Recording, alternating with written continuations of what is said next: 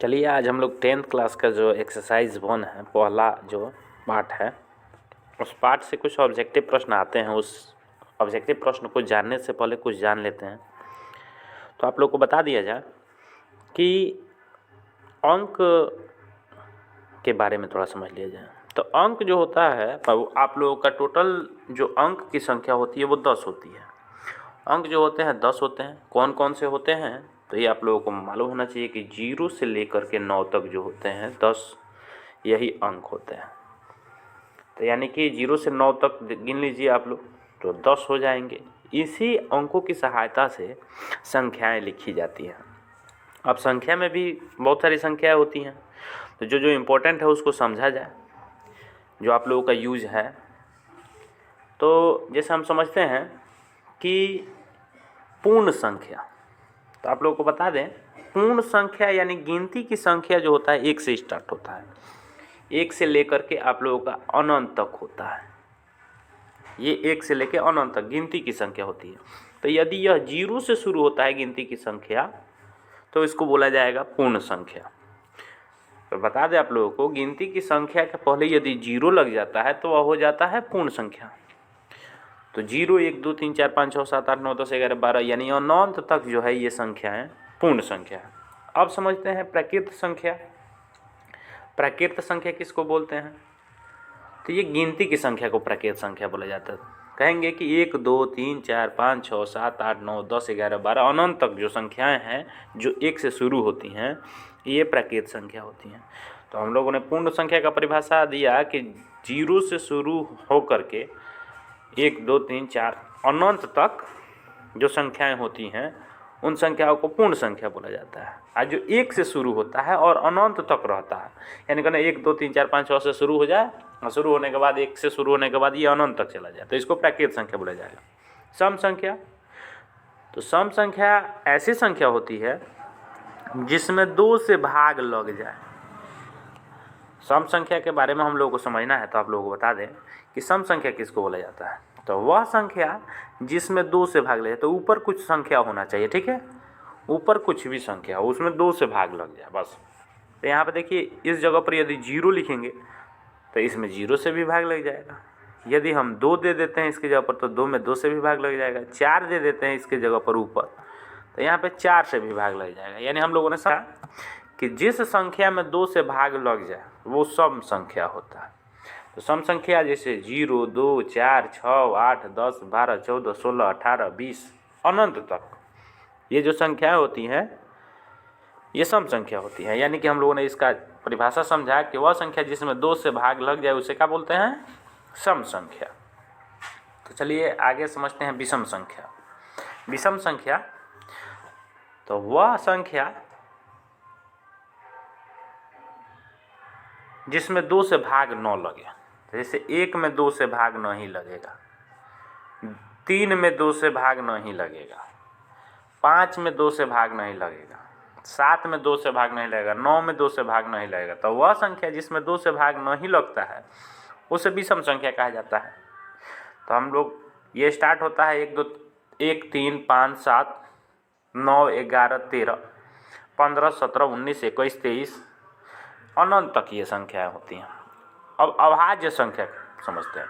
तो वह संख्या जिसमें स्वयं से और सिर्फ 1 से भाग लगे, स्वयं से और 1 से, यानी 1 से तो प्रत्येक संख्या में भाग लग जाता है। तो ये समझ सकते हैं कि जिसमें सिर्फ स्वयं से भाग लगे और 1 से भाग लगे, विभाजित हो, तो उस संख्या को अभाज्य संख्या कहते हैं। जैसे 2, 3, 5, 7, 9, 11, 13, 17, 19, 23, 29। तो यानी कहने का मतलब 2 में सिर्फ 2 से भाग लगेगा और 1 से, 3 में 3 से सिर्फ भाग लगेगा और 1 से, 5 में 5 से भाग लगेगा और 1 से, तो सबसे छोटी अभाज्य संख्या 2 होती है। तो ये अनंत तक चला जाता है ये भी। फिर अब आगे समझते हैं भाज्य संख्या किसको बोला जाता है। भाज्य संख्या को समझा जाए तो वह संख्या जिसमें स्वयं के साथ साथ कुछ अन्य संख्याओं से भी विभाजित हो जाए। तो आप लोगों का जैसे 4 हो गया। 4 में 2 से भी भाग लग जाएगा और 4 से भी भाग लग जाएगा और 1 से भी भाग लग जाएगा। 6 हो गया तो 6 में 2 से भी भाग लग जाएगा, 3 से भी भाग लग जाएगा, 6 से भी, यानी ये विभाजित हो जाएगा। 8 में तो 8 2 से भी विभाजित हो जाएगा, 4 से भी विभाजित हो जाएगा और 8 से भी विभाजित हो गया और 1 से भी विभाजित होगा। तो वह संख्या जो स्वयं के साथ साथ अन्य संख्याओं से भी क्या होती हैं, विभाजित हो जाती हैं, यानी कि कट जाती हैं भाग देने पर, तो उस संख्या को भाज्य संख्या कहते हैं। तो ये संख्या है, सबसे इसकी छोटी जो संख्या होती है वह होती है 4, अब 6 8 उसके बाद शुरू होता है और ये अनंत तक ये भी होती हैं। अब परिमेय संख्या समझते हैं। परिमेय संख्या को समझा जाए तो वह संख्या जिसको P/Q के रूप में लिखा जा सके, जिसे P/Q के रूप में लिखा जा सके, P/Q के रूप में लिखा जा सके तथा Q बराबर नहीं होना चाहिए 0 के। यदि Q बराबर नहीं होता है 0 के और P/Q के रूप में लिखा जा सके, यानी कि Q का मान नीचे 0 नहीं होना चाहिए, बाकी ऊपर Q के मान के P के मान की जगह पर 0 1 2 3 कुछ भी रहे, तो वो हम लोगों का क्या हो जाता है, परिमेय संख्या हो जाता है, जिसको P/Q के रूप में लिखा जा सके।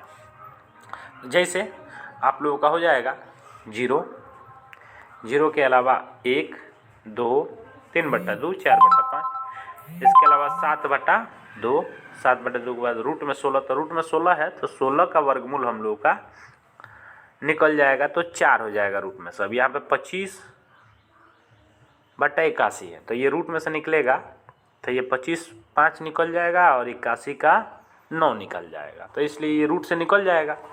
और यहाँ पे बता दें कि 2√2 है और 5√2 है, तो √2 से √2 कैंसिल हो जाएगा, तो कैंसिल होने पर 2/5 हो जाएगा। अब यहाँ पे देखिए 75 है ना, और ये 48 है, तो इसको 75 48 को जब काटेंगे तो 25 तियाँ 75 और 16 तियाँ 48 कट जाएगा इस तरह से, 75 और 48। तब रूट में से 25 निकलेगा तो 5 हो जाएगा, 16 निकलेगा तो 4 हो जाएगा, यानी ये रूट में से निकल जाएगा, तो इसलिए ये भी क्या है, परिमेय संख्या। ठीक उसी प्रकार से यहाँ पे भी समझ लेते हैं 50/32 है, तो यहाँ पे 50 को जब काटेंगे ना, 50 को जब काटेंगे तो ये 25 हो जाएगा 2 से काटने पर, और ये 32 को काटेंगे तो 16 हो जाएगा। तो 25 और 16 जब रूट में रहेगा तो इसको निकालेंगे तो ये हो जाएगा 5/4, तो इसलिए ये हो जाएगा परिमेय संख्या। अब यहाँ पे बता दें कि 32 और 72 है नीचे, तो 32 और 72 है, तो 32 और 72 है जब, तो 32 रूट में है, ठीक है, 32 किस चीज़ में है, रूट में।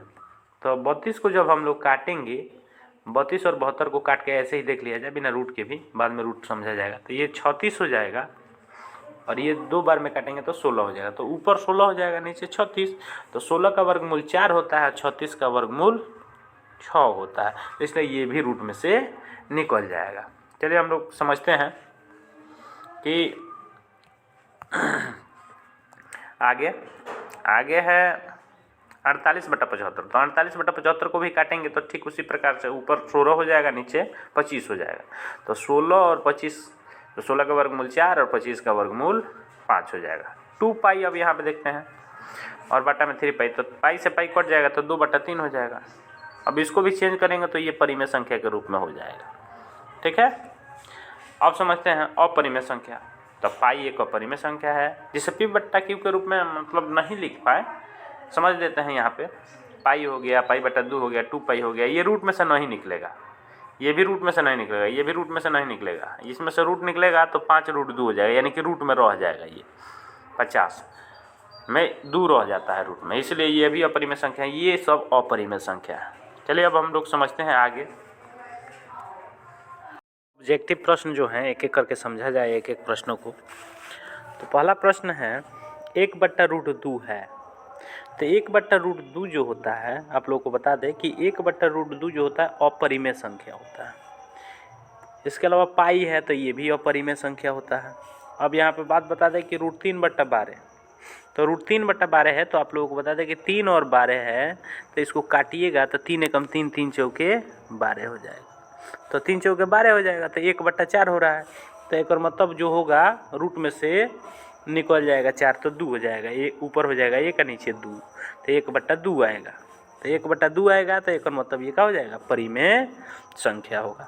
चलिए अब अगले सवाल को समझते हैं।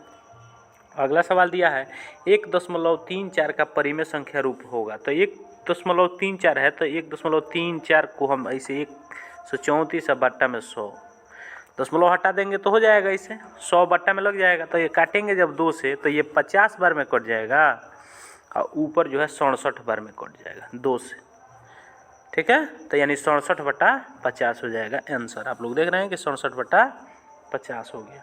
चलिए अब आगे समझते हैं। 1/√3 है तो 1/√3 यानी कहने का मतलब ये रूट में से नहीं निकलेगा। जिस तरह से यहाँ पे रूट में 2 नहीं निकला उसी प्रकार से रूट में से 3 भी नहीं निकलेगा, तो इसलिए ये अपरिमेय संख्या है। उसी प्रकार से 3 - √3 तो ये -√3 जो है यानी √3 ये वाला रूट में से नहीं निकलेगा, तो इसलिए ये भी अपरिमेय संख्या है। चलिए नेक्स्ट सवाल को देखा जाए। 7वां सवाल, जो 7वां सवाल है आप लोगों का वह है कि 11/15 का दशमलव प्रसार क्या होगा। तो आप लोगों को बता दें, जैसे नीचे जो देता है हर में, तो हर का खंडन करने पर 2 और 5 के अलावा कुछ भी आ जाए, 2 और 5 के अलावा दूसरा कोई भी संख्या आता है खंडन करने पर तो वो अशांत होता है। तो हम लोग समझते हैं अशांत तो होता है कब, जब 2 और 5 सिर्फ आएगा तब। तो इसको समझते हैं, जैसे 15 है तो 15 को हम लोग खंडन करेंगे।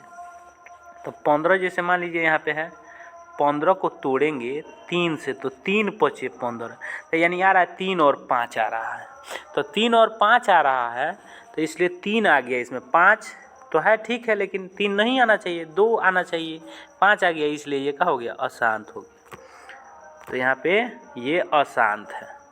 शांत यहाँ पे देखिए क्यों हो जा रहा है अगला क्वेश्चन, क्योंकि 2 और इसमें 5 है, 2 और 5, तो इसलिए इसका दशमलव प्रसार क्या होगा, शांत होगा। पावर में n दिया है, m दिया, तो उससे कोई मतलब नहीं है, क्योंकि यहाँ पे 2 और 5 है, इसीलिए ये शांत है। अब यहाँ पे क्या सभी वास्तविक संख्या एक परिमेय संख्या हैं, तो ये हम लोग जानते हैं कि ये नहीं होता। सभी वास्तविक संख्याएं एक परिमेय संख्याएं नहीं होती हैं। अब यहाँ पे बात बता दें कि रूट में दिया है 49/64, 10 नंबर सवाल है। तो 49 का वर्गमूल 7 हो जाता है और 64 का वर्गमूल 8 हो जाता है, तो 7/8 हो जाएगा, तो इसलिए ये क्या होगा, परिमेय संख्या होगा। तो परिमेय संख्या हो गया। अब ये रूट में से 2 नहीं निकलेगा, इसलिए ये अपरिमेय संख्या हो गया। और यहाँ पे ध्यान देने वाला बात है, अगला क्वेश्चन 12 नंबर को समझते हैं। 12 नंबर रूट में दिया है 50, तो 50 और बट्टा में 32 दिया है, तो इसको काटेंगे 50 को तो हो जाएगा 25, ये हो जाएगा कटेगा तो 16, तो यानी 25/16, तो 25/16 तो 25 का वर्गमूल 5 और 16 का वर्गमूल 4, तो ये इसलिए परिमेय संख्या हो जाएगा। π/2 है तो π/2 एक और परिमेय संख्या है। अब अगला सवाल समझते हैं 13 के बाद 14 नंबर। तो 14 नंबर सवाल जो है 1440 में 2 का अधिकतम घात है। तो देखिए 1440 को ऐसे तोड़ लीजिएगा गुणनखंड विधि से, 1440 हम लोगों को लिखना है।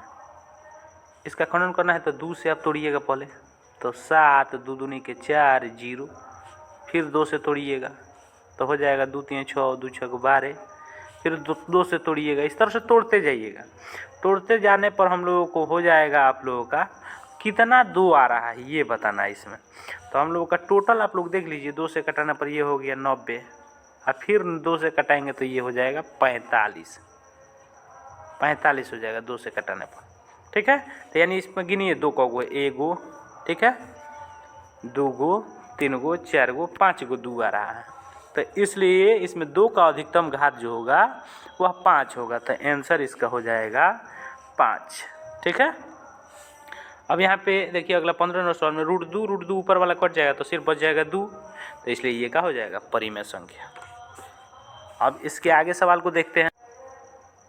16 नंबर क्वेश्चन है, कौन अभाज्य संख्या है। तो आप लोगों को बता दें, वह संख्या जिसमें स्वयं से और 1 से भाग लगता है वही अभाज्य संख्या होता है। तो सबसे छोटी अभाज्य संख्या 2 होती है, उसके बाद 3, 5, 7, 11, 13, 17, 23 इत्यादि बहुत सारी संख्या होती है। तो अभाज्य संख्या आप लोग पहचान गए, इसको ध्यान रखिएगा लोग कि अभाज्य संख्या किसको बोला जाता है। ऊपर हमने बताया भी था किन संख्याओं को क्या बोला जाता है। अब देखते हैं 75 और 48। तो यहाँ पे बता दें 75 जो होगा 3 का पहाड़ पड़िएगा तो 25 बार में कट जाएगा, 25 तियाँ 75, फिर 3 बार में कट जाएगा 16 तियाँ 48।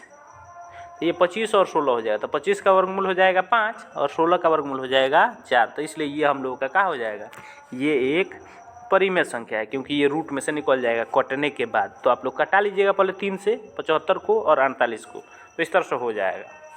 अगला क्वेश्चन है 98, दो क्रमिक सम संख्याओं का मौसा क्या होगा। तो दो क्रमिक सम संख्या माने, क्रमिक सम संख्या माने लगातार, तो लगातार सम संख्या तो ये 2 हो गया, 4 हो गया, इसका मौसा निकाल दीजिए। तो इसका मौसा हो जाएगा 2, ठीक है। तो आंसर हो गया 2। क्रमिक कोई भी संख्या ले सकते हैं। अगला 2 या 2 से अधिक अभाज्य संख्याओं का, 2 या 2 से अधिक अभाज्य संख्याओं का मौसा क्या होगा। तो अभाज्य संख्या जैसे समझिए 2, 3, 5, 7 ये अभाज्य संख्या। तब जिसको खंडन करेंगे तो कटेगा, तो 2 आप लोगों का कटेगा 2 से कटेगा एक बार में, 3 भी कटेगा। तो आप जानते हैं कि 3 से कटेगा डायरेक्ट। तो सब को खंडन करने पर एक लास्ट में आएगा, बात समझ रहे हैं ना। इसलिए HCF उसका क्या हो जाएगा, यानी जो सब में मिलता है वही ना HCF होता है, HCF हो जाएगा 1। अगला क्वेश्चन है, दो परिमेय संख्याओं के बीच कितनी परिमेय संख्या हो सकती है। तो इसको अनगिनत हो सकता है, ये अनगिनत संख्याएं हो सकती हैं, ठीक है, अनगिनत। इसके अलावा रूट में 2.5 है, तो यहाँ पे बता दें आप लोगों को कि ये भी रूट से निकल जाएगा, 0.5 रूट से निकल जाएगा। तो इसलिए ये क्या है, परिमेय संख्या। तो ये भी रूट से निकल जाएगा 9। अगला सवाल 81 का वर्गमूल 9 हो जाएगा, तो इसलिए ये परिमेय संख्या। फिर अगला सवाल समझते हैं 23 नंबर। 23 नंबर जो सवाल है, एक वृत्ताकार पर 3 धावक एक ही स्थान से दौड़ना प्रारंभ करते हैं, तो एक चक्कर लगाने में क्रमशः 2 घंटे, 4 घंटे, 6 घंटे लगते हैं। तो तीनों को प्रस्थान बिंदु पर पुनः मिलने में लगा समय होगा। वृत्ताकार पर पथ पर 3 धावक दौड़ रहे हैं एक ही स्थान से। यहाँ पे बात बता दें कि 2, 4 और 6, जब इसका लॉसन निकालेंगे तो वही आंसर होगा। तो 2 एकम 2, 2 दूनी के 4, 2 तिहाई 6। तो अब यहाँ गुना कर दीजिए, तो 2 दूनी के 4 और 2 तिहाई 4 तिहाई 12, सॉरी 2 दूनी के 4, 4 तिहाई 12। तो ये हो जाएगा हम लोग का 12 घंटा। तो इसका LCM निकाल दीजिएगा इस तरह का सवाल का, तो आंसर हो जाएगा। चलिए एक और सवाल है, देखते हैं। अगला सवाल है, एक वृत्ताकार पथ पर 3 धावक एक ही स्थान से दौड़ना शुरू करते हैं। एक चक्कर लगाने में कितना घंटा लग रहा है। तो पहले 1 घंटा, फिर उसके बाद कह रहा है 3 घंटा, फिर 5 घंटा, इस तरह हम लोगों का लग रहा है। तो यानी कि ये तो लॉसन निकालना है इसका, तो ये तो कटेगा नहीं, तो इसे डायरेक्ट गुना कर दीजिए। 1 में 3 से तो 3, और 3 में 15 से तो 5, यही 15। तो यानी कि ये 15 घंटा होगा आंसर इसका। अगला क्वेश्चन है 25 नंबर। यूक्लिड विभाजन एल्गोरिथ्म 2 धनात्मक पूर्णांकों की क्या परिकलित करने की तकनीक है। तो हम लोग जानते हैं कि यूक्लिड विभाजन एल्गोरिथ्म का प्रयोग करके मौसा निकाला जाता है, यानी कि HCF निकाला जाता है। चलिए अगले सवाल को हम लोग समझते हैं। अगला सवाल है 26 नंबर। यदि 2 संख्याओं का मौसा 15 है और लौसा 30 है, दोनों संख्याओं का गुणनफल क्या होगा।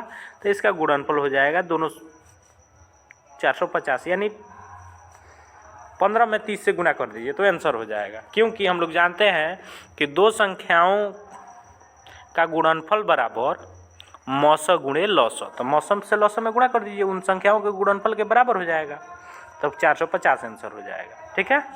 अगला क्वेश्चन, तो ये देखिए, इसको हम लोग 9th क्लास में भी पढ़े हैं। तो ये जो है ऐसी संख्या जो होता है परिमेय संख्या होता है। 11.2355 पर बार 3 को परिबार दे दिया है, ठीक है। तो ये परिमेय संख्या होता है, इसको P/Q के रूप में लिख सकते हैं। अगला क्वेश्चन है 28 नंबर। ये देखिए, इसमें 1 2 और फिर 2 आ गया हम लोगों का, 1 आ गया, 2 को, फिर 1 आ गया, 3 को, फिर 1 आ गया, 4 को, इस तरह से मैंने करेंगे मतलब बढ़ते जा रहा है, इसका अंत नहीं है। तो इसलिए ये अपरिमेय संख्या है। फिर उसके बाद 650 में 5 का अधिकतम घात। तो यहाँ पे 650 सॉरी 6250 जो है इसको आप लोग ऐसे तोड़ लीजिएगा 5 से, 5 एकम 5, 5 दूनी 10, 5 25, 0 ऐसे तोड़ते जाइएगा। तब 5 से तोड़िएगा तो ये आप लोगों का 5 5 गो आएगा। तो 5 का अधिकतम घात कितना हो जाएगा? 5 हो जाएगा। यही आंसर हो जाएगा। ए और बी के सहभाज्य कहलाते हैं। ए बी का मौसो तो ये हो जाएगा 1 के बराबर हो गया। किसके बराबर है? तो 1 के बराबर होगा। तो आंसर आप लोग समझ गए। चलिए आप लोग इसको कंप्लीट कर लीजिए। ये पहले पार्ट का आप लोगों का ऑब्जेक्टिव प्रश्न है।